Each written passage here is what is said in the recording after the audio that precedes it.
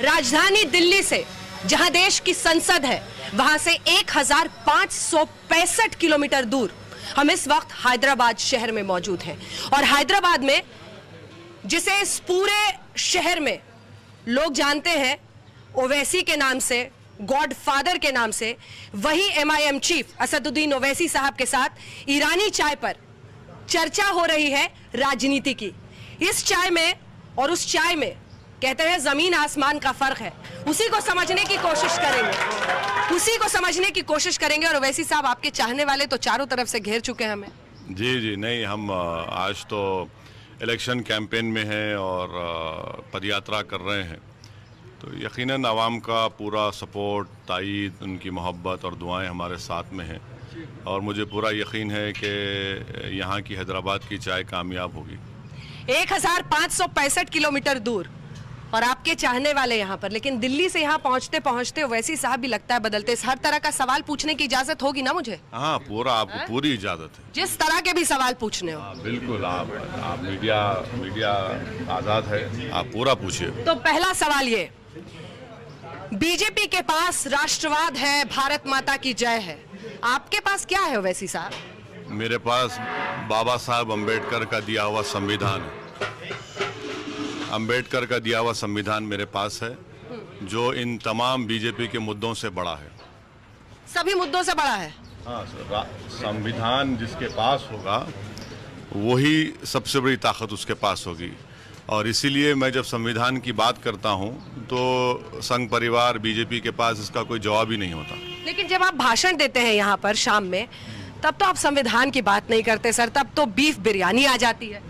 नहीं, संविधान के दायरे में रहकर, मॉडल कोड ऑफ कंडक्ट के दायरे में रहकर, क्योंकि आपको याद होगा कि जब 2014 के चुनाव हो रहे थे उस वक्त नरेंद्र मोदी इलेक्शन कैंपेन में कह रहे थे कि पाकिस्तान के लोग आए थे, हमने उनको बिरयानी खिलाई, तो उन्हीं का जुमला मैं उनको याद दिलाया हूं। और बाद में जब उनके बीजेपी के लोगों ने एतराज़ किया कि वो बिरयानी नहीं खाते, तो मैंने कहा ठीक है, अब ढोकला खा के सो गए होंगे। ढोकला खा के सो गए होंगे मतलब किसी और पर नहीं, सीधे मोदी पर प्रहार करो। मतलब वो इसलिए क्योंकि ओवैसी साहब आपको पता है कि ये लोग क्या सुनना चाहते हैं। नहीं, ये लोग तो हमारी बात पिछले 60 साल से सुन रहे हैं और क्योंकि हमारी बात को ये समझ चुके हैं, हम ये चाह रहे हैं कि जो लोग हमारी बात को नहीं समझे हैं उनको हम समझाने की कोशिश कर रहे हैं कि ये जो खेल बीजेपी खेल रही है और बार बार अपनी कमज़ोरियों को छुपाने के लिए वो ऐसे मुद्दों को उठाते हैं। मिसाल के तौर पर पुलवामा का हमला हुआ, हम सब ने उसको कंडेम किया, मगर इसकी जिम्मेदारी किस पर आयद होती है? हम जानते हैं कि पड़ोसी मुल्क ने उन तमाम लोगों की मदद की, मगर आप क्यों खामोश बैठे थे? इतनी बड़ी तादाद में RDX वहाँ पर कैसे गया? कौन जिम्मेदार है? किसी एक मंत्री को आपने हटाया, किसी एक ऑफिसर को हटाया? किसी को नहीं। गवर्नमेंट आपकी है, गवर्नर राज आपका है, गवर्नर गवर्नमेंट ऑफ इंडिया को, प्राइम मिनिस्टर को रिपोर्ट करता है, तो भाई इसकी पॉलिटिकल रिस्पॉन्सिबिलिटी भी तो आपके घर पे आती है, आपके दरवाजे तक आती है, मगर आपको एक्शन लेने तैयार ही नहीं है उसके ऊपर। लेकिन ये जो आप जितनी बातें बोल रहे हैं, ये बीजेपी के एजेंडे कोई तो नहीं हवा दे रहे हैं? नहीं, हरगिज नहीं। हम बीजेपी को एक्सपोज कर रहे हैं क्योंकि बीजेपी पुलवामा की जिम्मेदारी लेने के लिए तैयार इसलिए नहीं हो रही क्योंकि उनको मालूम कि वहां पर एक्सपोज हो जाएंगे। सर वो तो कह रहे हैं एयर स्ट्राइक से 56 इंच हो गया, आप तो पूरे विश्व को दिखा दिया मोदी जी ने। नहीं, एयर स्ट्राइक जरूर हुआ। हमको ऑब्जेक्शन इस बात का है कि क्या राजनाथ सिंह सच कह रहे हैं या गवर्नमेंट ऑफ इंडिया का जो ऑफिशियल स्टैंड है, जो फॉरेन सेक्रेटरी ने रखा, वो सच है।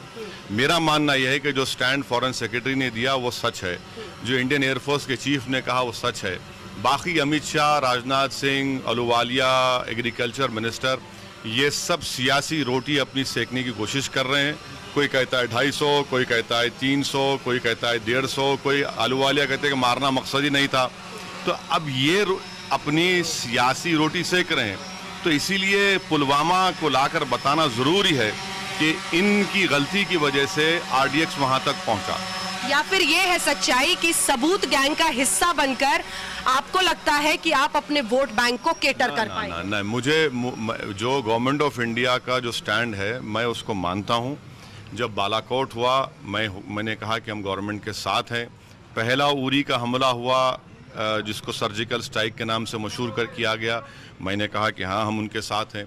मगर ये जो पॉलिटिक्स खेलने की कोशिश कर रहे हैं ये इसमें नाकाम हो गए, इसलिए अब आप देखते हैं बालाकोट नहीं, अब चौकीदार पे आ गई बात। चौकीदार पर भी चर्चा करेंगे, लेकिन आप यहाँ पर मौजूद हैं, ओवैसी जी के साथ अलग अलग जा रहे हैं, कौन सी बात अच्छी है इनकी? हर बात अच्छी है ओवैसी साहब। बस कीजिए, इतने भी मोहब्बत ठीक नहीं है। ये बताइए कि सांसद साहब क्या ऐसा कर रहे हैं जिससे आपको लग रहा है कि पूरा हैदराबाद शहर का युवा खुश है?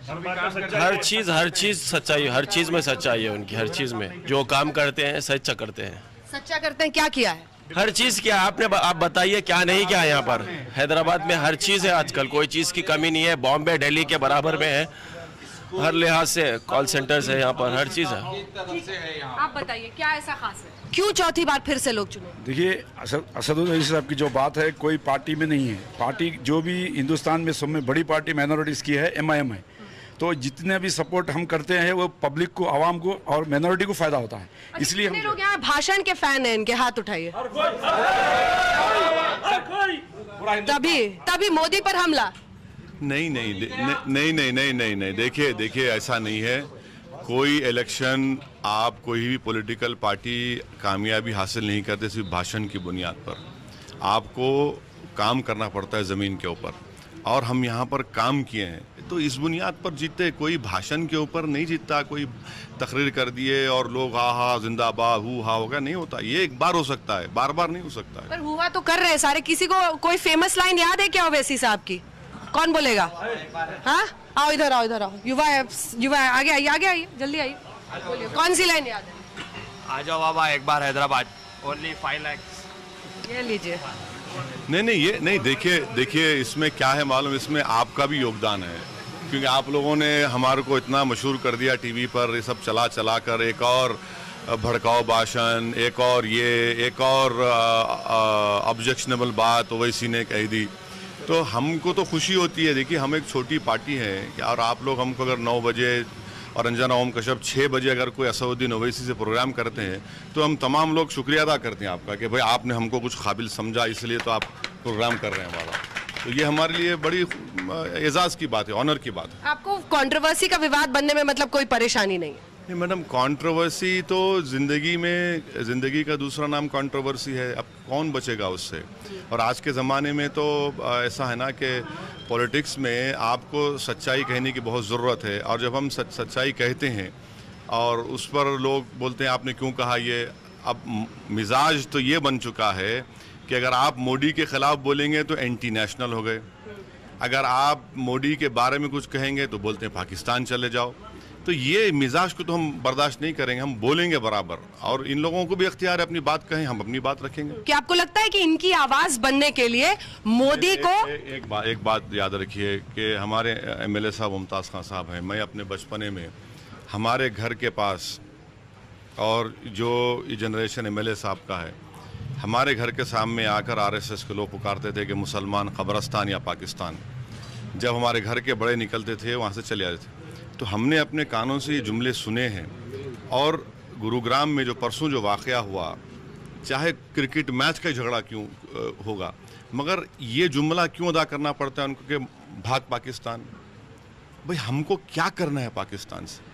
आप यहाँ इतने लोग हैं, आप पूछ लीजिए किसी को 1% पाकिस्तान से मोहब्बत नहीं है, किसी को नहीं है। हम जानते नहीं है पाकिस्तान को, हमारे ख्वाबों गुमान में नहीं है, मगर बार बार हमको याद दिलाते। इस जगह पर तो हमने पाकिस्तान के आइडियोलॉजी को रिजेक्ट किया, मगर ये जो सोच हमारे मुल्क में पैदा हो चुकी है कि बस कोई जिसको दाढ़ी वाला दिखा, मुसलमान दिखा, पहले मारो उसको, मार के बोल भाग पाकिस्तान। अरे भाई साहब, पाकिस्तान से हमको क्या लेना देना है? ये भी तो आपको पता है सर, ये उनकी पॉलिटिकल पोस्चरिंग है। उनको पता है? नहीं, पॉलिटिकल पोस्चरिंग हरगिज नहीं है ये देखिए, जब से ये यकीनन इसमें ज़्यादा इजाफा 5 साल में हुआ है, मगर मैं पिछले 20 साल से सुन रहा हूँ। ये सोच को बदलना पड़ेगा। ये बार बार अगर आप हमको इस तरह से शक करेंगे, ये ठीक नहीं है, ये बिल्कुल ठीक नहीं है उस मुल्क के लिए। ये पॉलिटिक्स अपनी आप कहाँ ले जाना चाहते हो वैसी साहब? मैं छतों से भी देख रही हूँ, लोग देख रहे हैं, बहुत सुन रहे हैं। कई लोगों ने मुझे, आप आए हैं इसलिए आपको देख रहे हैं, हमको नहीं देख रहे हैं। क्या असदुद्दीन ओवैसी उसी ब्रांड ऑफ पॉलिटिक्स को आगे ले जा रहे हैं जैसा हमने बाला साहब ठाकरे का एक वक्त में देखा था मुंबई में, महाराष्ट्र में? नहीं, खुदा ना खास्ता मैं कभी इस शहर में सर परिंदा पर नहीं मानता आपकी इजाजत के बिना। बिल्कुल नहीं, नहीं नहीं नहीं नहीं नहीं नहीं, गलत बात है। ऐसा कोई नहीं है। हम चाहते ही हैं कि लोग हम पर तनकीद करें, हमारे खिलाफ बात करें, और उनको पूरी इजाज़त है। हम कितना रोक सकेंगे? चलिए हम करते हैं। मान लीजिए, क्या सोशल मीडिया को रोक सकूंगा? क्या मैं मीडिया को रोक सकूंगा? यकीनन हम में कमज़ोरियाँ हैं।